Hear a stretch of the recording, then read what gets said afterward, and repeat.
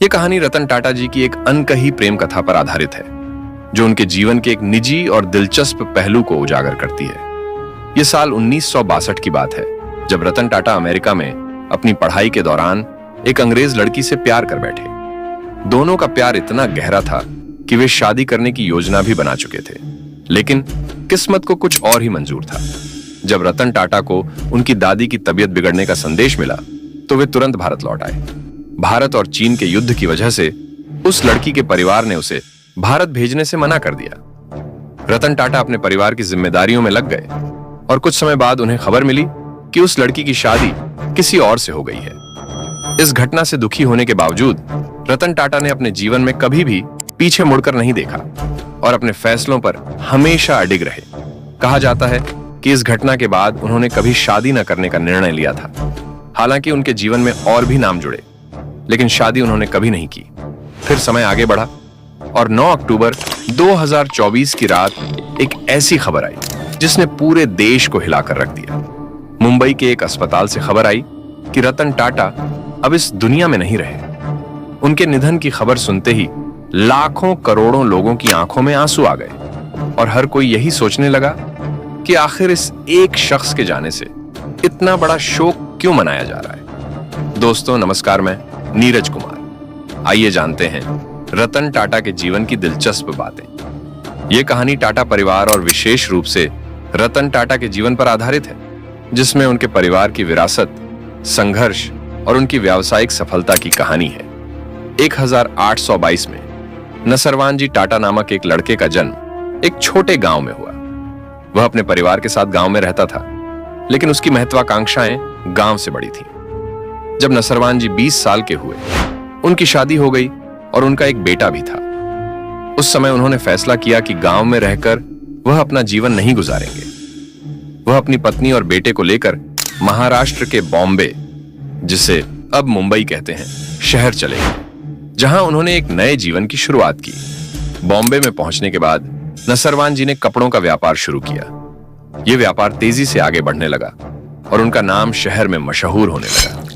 उनके कपड़ों की मांग बढ़ने लगी, विशेषकर युद्ध के समय में जब कपास की अत्यधिक जरूरत थी। नसरवान जी की कड़ी मेहनत और लगन से उनका व्यापार दिन ब दिन आगे बढ़ता गया और उनका बेटा जमशेद जी टाटा भी धीरे धीरे बड़ा होने लगा।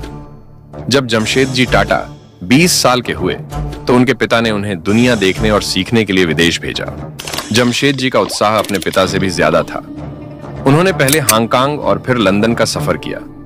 इसके बाद वे भारत के विभिन्न हिस्सों में व्यापार करने लगे। शुरुआत उन्होंने कपास के व्यापार से की, लेकिन जल्द ही उन्होंने स्टील के व्यापार में भी कदम रखा। समय के साथ उनका नाम भी शहर के बड़े व्यापारियों में गिनने लगा और लोग दूर दूर से उन्हें जानने और पहचानने लगे। एक बार 1879 में जमशेद जी टाटा अपने परिवार के साथ बॉम्बे के एक प्रमुख होटल वॉटसन होटल गए, लेकिन वहां के दरबान ने उन्हें अंदर जाने से रोक दिया, क्योंकि वह होटल केवल यूरोपियनों के लिए था।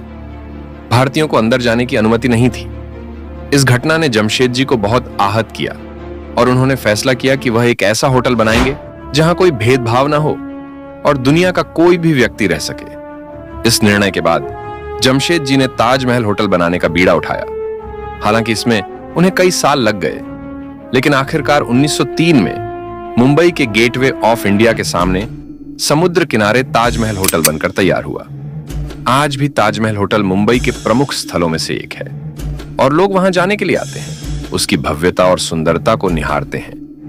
यह होटल न केवल एक प्रतीक है, बल्कि जमशेद जी के दृढ़ संकल्प और मेहनत का एक जीता जागता उदाहरण है। जमशेद जी की विरासत उनके बेटे रतन जी टाटा और फिर उनके पोते रतन नवल टाटा तक पहुंची। रतन नवल टाटा का जन्म मुंबई में हुआ था और उनकी शिक्षा भी वहीं के प्रतिष्ठित स्कूलों में हुई थी। उनके माता पिता के अलग होने के बाद उनकी दादी ने उनकी देखभाल की। रतन टाटा ने 1955 में अपनी पढ़ाई के लिए हार्वर्ड विश्वविद्यालय का रुख किया।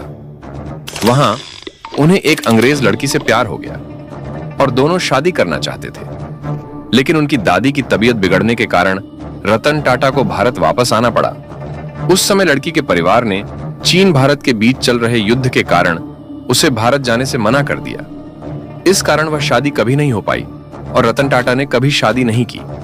1980 के दशक में रतन टाटा की कंपनी टाटा मोटर्स एक प्रमुख उद्योग बन चुकी थी, जिसमें हजारों कर्मचारी काम कर रहे थे। उसी समय एक गैंगस्टर की नजर उनकी कंपनी पर पड़ी और उसने रतन टाटा से रंगदारी मांगनी शुरू की। गैंगस्टर की धमकियों के कारण उनके कर्मचारी काम पर आने से डरने लगे थे। रतन टाटा ने फैसला किया कि वह गैंगस्टर को पैसे देने के बजाय अपने कर्मचारियों को बेहतर सुविधाएं और सुरक्षा देंगे। उन्होंने अपने कर्मचारियों को आश्वासन दिया कि उनकी सुरक्षा का पूरा ध्यान रखा जाएगा। रतन टाटा का यह फैसला सही साबित हुआ और उनके कर्मचारियों ने पूरी लगन के साथ काम करना शुरू कर दिया। 1998 में रतन टाटा ने भारत की पहली स्वदेशी कार इंडिका लॉन्च की। यह कार पूरे भारत में मशहूर हो गई और टाटा मोटर्स को एक नई पहचान मिली।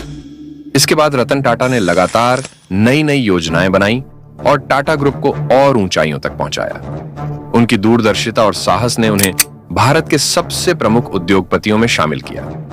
रतन टाटा की कहानी केवल व्यापार की नहीं है, बल्कि यह एक ऐसे व्यक्ति की कहानी है जिसने कभी हार नहीं मानी। उनकी सोच और उनके निर्णयों ने न केवल टाटा ग्रुप बल्कि पूरे देश को एक नई दिशा दी।